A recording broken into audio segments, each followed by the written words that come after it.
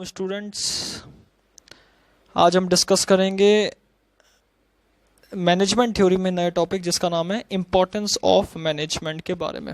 Management के importance के बारे में हम लोग डिस्कस करेंगे आज कि मैनेजमेंट में क्या क्या इम्पोर्टेंस होते हैं हमारे, उसके बारे में हम लोग क्या करेंगे आज डिस्कस करेंगे। सबसे पहले बात करते हैं कौन कौन से मैं पॉइंट्स के बारे में डिस्कस करूंगा इम्पोर्टेंस ऑफ मैनेजमेंट के अंदर।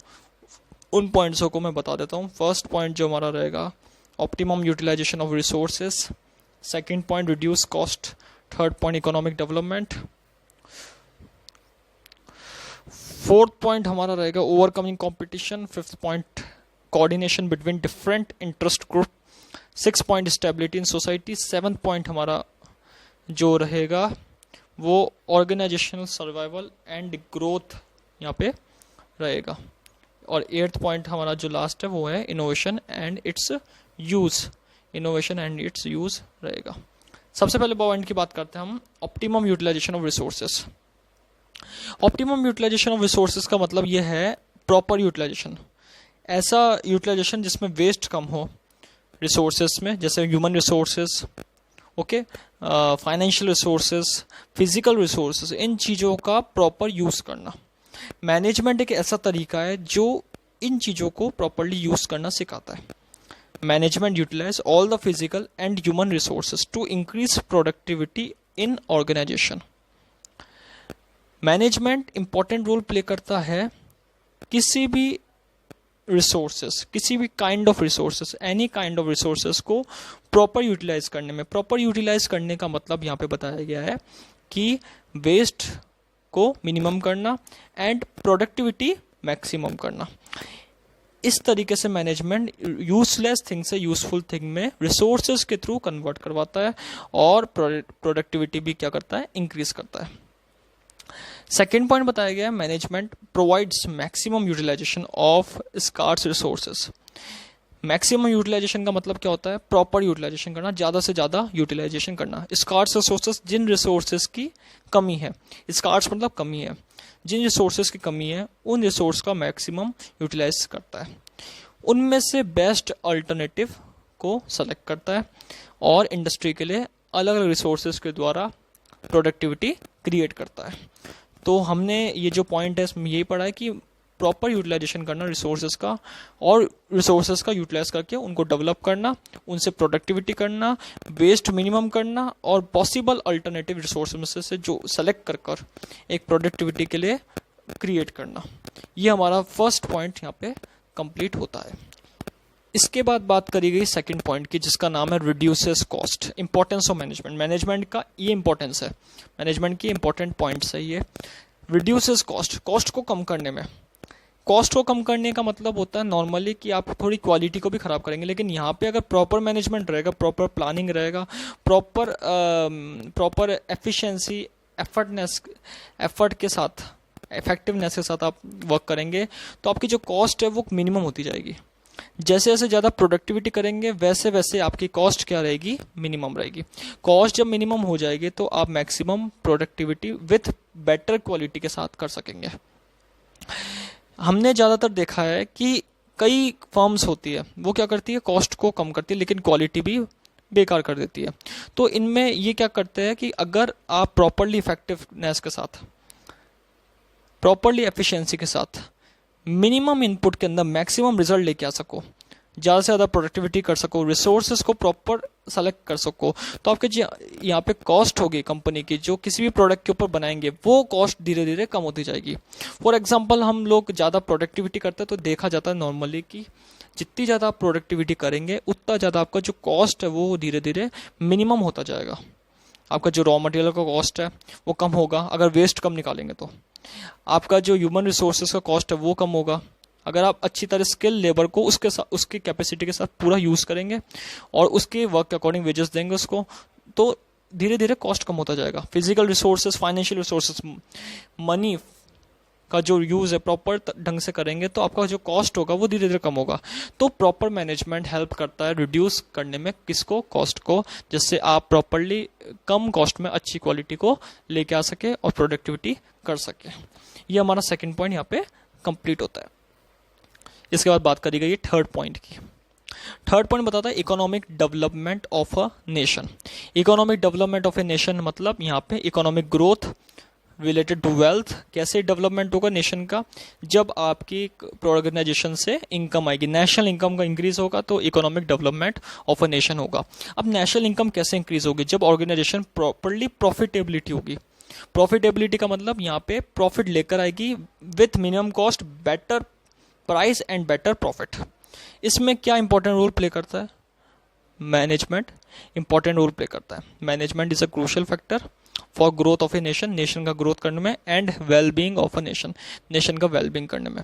Therefore it is essential to make domestic organization effective through the for the development of a nation. सबसे इंपॉर्टेंट पॉइंट है कि यहाँ पे डोमेस्टिक ऑर्गेनाइजेशन के लिए प्रॉपरली अपने आप को डेवलप करना, इफेक्टिव लेके करना, और एक ऐसी ऑर्गेनाइजेशन क्रिएट करना जिसमें प्रॉपर एफिशिएंसी और इफेक्टिवनेस के साथ वर्क होता हो, प्रॉफिटेबिलिटी वाली ऑर्गेनाइजेशन होती हो। तो हमारा जो economic development of a nation है ये बताता है कि कैसे आप अपनी कंट्री का डेवलपमेंट कर सकते हैं। जब जब प्रॉपर ऑर्गेनाइजेशन में प्रॉपर मैनेजमेंट होगा, प्रॉपर प्लानिंग एग्जीक्यूशन होगा, तो ये इंपॉर्टेंट रोल प्ले करेगा, एक क्रूशियल रोल प्ले करेगा, एक म्यूचुअल रोल प्ले करेगा, जिससे आपके जो डोमेस्टिक ऑर्गेनाइजेशन है उनका डेवलपमेंट होगा, इससे कंट्री का भी डेवलपमेंट होगा, और वर्ल्ड के इकोनॉमिक डेवलपमेंट लेवल है उसके अंदर ग्रोथ करेगा। इसके बात करते हैं इसके बाद फोर्थ पॉइंट की। फोर्थ पॉइंट में बताया ओवरकमिंग कंपटीशन। आज का जो टाइम है वो ओवरकमिंग कंपटीशन का। ओवरकमिंग कंपटीशन का मतलब होता है एंटरप्राइज के बीच में कॉम्पिटिशन्स बन रहा है, नई नई मैन्युफैक्चरिंग कंपनी आ रही है, एक दूसरे को डेवलप कर रहा है, एक दूसरे से डेवलप होने की एक दूसरे कंपनी दूसरे में मर्ज हो रही है, तो एक नई कंपनी बन के डेवलप हो रही है। तो ये डेवलपमेंट ऑफ एंटरप्राइज एक जो मेजर इशू है मैनेजमेंट के लिए, कि अगर आपको डेवलपमेंट करना है कॉम्पिटिटिव मार्केट में, जहाँ पे आपके कॉम्पिटिशन्स में बहुत सारे लोग कॉम्पिटिट कर रहे हैं, तो यहाँ पे अपने आप को प्रॉपरली डेवलप करना बहुत इंपॉर्टेंट है। In this to develop the enterprise competition is major issue for management. यहाँ पे एंटरप्राइज के लिए एक कॉम्पिटिशन एक मेजर इशू हो गया। जो मैनेजमेंट है, एंटरप्राइज कॉम्पिटिशन मेजर इशू हो चुका है यहाँ पे। तो यहाँ पे जैसे जैसे कंपटीशन बढ़ रहा है, आपको अपने प्रोडक्ट की क्वालिटी, आपको अपने प्रोडक्ट के साइज के अकॉर्डिंग, आपको अपने प्रोडक्ट का जो प्रोडक्शन है वो बहुत बेटर रखना पड़ेगा, बाकी कॉम्पिटिटर से कंपैरेटिवली चीपर कॉस्ट में लेके आना पड़ेगा, और अपने आप को डेवलप करना पड़ेगा। तो ओवरकमिंग कंपटीशन में यही बताया गया कि आप कॉम्पिटिटिव मार्केट के अंदर अपने आप को कैसे डेवलप करा जाए, अपने वर्क को कैसे डेवलप करा जाए कंपैरेटिवली अदर कॉम्पिटिटर्स, जिससे आपकी जो ऑर्गेनाइजेशन की रेपुटेशन बढ़े, गुडविल इंक्रीज हो, और आपकी ऑर्गेनाइजेशन क्या करे, धीरे धीरे डेवलप कर सके मार्केट में, और एक पावरफुल ऑर्गेनाइजेशन बन जाए related to any commodity in the market, जो आप कमोडिटी प्रोडक्ट लेकर आते हैं मार्केट में उसके रिगार्डिंग। इसके बाद बात करिए फिफ्थ पॉइंट की। फिफ्थ पॉइंट जो हमारा बताया गया, coordination between different interest group. बहुत इंपॉर्टेंट पॉइंट है। कोऑर्डिनेशन मतलब टुगेदरनेस, तालमेल के साथ, यूनिटी के साथ वर्क करना इंटरेस्ट ग्रुप के साथ, जहाँ पे इनकी नीड्स, इनका इंटरेस्ट एक जैसा हो, इनके स्टेक होल्डर्स के साथ, इंडिविजुअल के साथ एक जैसा नीड के साथ वर्क कर सके। जैसे जैसे नीड्स हैं उनके साथ, in organisation various stakeholders of individuals with diverse need and interest. अलग अलग नीड्स के साथ, अलग अलग इंटरेस्ट के साथ वर्क करना ऑर्गेनाइजेशन के अंदर। स्टेक होल्डर्स के साथ जो ऑर्गेनाइजेशन से जुड़े हुए हैं, उनकी नीड को सेटिस्फाई करना, उनके इंटरेस्ट को मेंटेन करके रखना, जिससे वो लोग प्रॉपर्ली डेवलप कर सके। For example, consumer expect quality at reasonable price, employ expect more facility and high salary, government bonds, timely payment of tax. जैसे आपके कंज्यूमर्स हैं, एम्प्लॉयज़ है, ये आपके स्टेक होल्डर्स हैं, ये लोग अभी कंपनी से जुड़े हैं, उनको प्रॉपर्ली क्वालिटी ऑफ गुड्स देना कंज्यूमर को, और जैसे यहाँ पे एम्प्लॉयज़ हैं, उन एम्प्लॉयज़ की जो नीड्स हैं उनको पूरी करना, वांट्स को पूरी करना, फैसिलिटी प्रोवाइड करना, सैलरी बढ़ाना, उनकी कैपेबिलिटी और उनके एफर्ट के अकॉर्डिंग, गवर्नमेंट बॉन्ड्स एक्सेट्रा, जैसे government bonds time to time pay करना, timely payment of tax, government का जो टैक्सेस है, डायरेक्ट टैक्सेस, इनडायरेक्ट टैक्सेस, उनको टाइमली पे करना। तो ये जितने भी स्टेक होल्डर्स हैं उनके साथ कोऑर्डिनेशन बना के रखना, चाहे गवर्नमेंट हो, चाहे सोसाइटी हो, चाहे एम्प्लॉयज़ हो, चाहे कस्टमर्स हो, एनीवन एल्स, उनके इंटरेस्ट ग्रुप को मेंटेन करके रखना।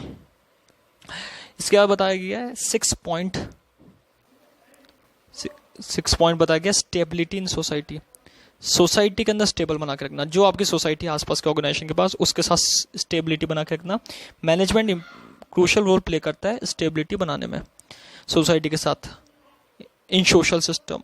स्टेबिलिटी इन सोसाइटी यहाँ पे बहुत इंपॉर्टेंट है। Management play a crucial role in bringing stability in social system. Social system के साथ स्टेबिलिटी लेके आना, सोसाइटी की नीड एंड वांट को पूरी करना, सोशल सिक्योरिटी में कंट्रीब्यूट करना, ये सारी चीज़ें प्रॉपर मैनेजमेंट से ही होती है, through a planning, through a better planning, through a organizing, controlling, directing etcetera. ये क्या करते हैं? स्टेबिलिटी करते हैं। These stability come with continuity.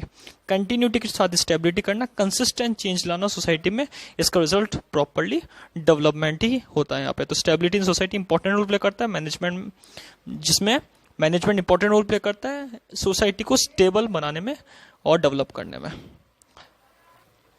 इसके बाद बात करेगी 7 पॉइंट की, organizational survival and growth. Management यहाँ पे इंपॉर्टेंट रोल प्ले करता है ऑर्गेनाइजेशन का सर्वाइव करने में, एग्जिस्टेंस लेके आने, ऑर्गेनाइजेशन की लॉन्ग टर्म प्रॉपरली ग्रोथ करने में, प्रॉफिटेबल बनाने में। क्योंकि ऑर्गेनाइजेशन के कौन कौन से ऑब्जेक्टिव्स होते हैं ये बताया गया। 3 main objectives of an organization, survival, protection, यानी कि लंबे टाइम तक एग्जिस्टेंस करना ऑर्गेनाइजेशन का मार्केट में, ग्रोथ डेवलप करना, और जो प्रॉफिटेबिलिटी बनाना सबसे इंपॉर्टेंट पॉइंट है। तीनों ऑब्जेक्टिव क्या है? म्यूचुअली डिपेंडेंट है। तो तीनों ऑब्जेक्टिव जैसे प्रॉफिटेबिलिटी है, ये सबसे इंपॉर्टेंट है ऑर्गेनाइजेशन को एग्जिस्टेंस करने के लिए, सबसे नेसेसरी है किसी भी ऑर्गेनाइजेशन का डेवलप करने के लिए। अगर प्रॉपर प्रॉफिटेबिलिटी रहेगी ऑर्गेनाइजेशन, तो यहाँ पे लॉन्ग टर्म सर्वाइव कर सकती। कोई कंपनी, कोई ऑर्गेनाइजेशन लॉस में जा रही है तो लॉन्ग टर्म सर्वाइव नहीं कर सकती। सो profitability, survivalness and growth these are interdependent concepts.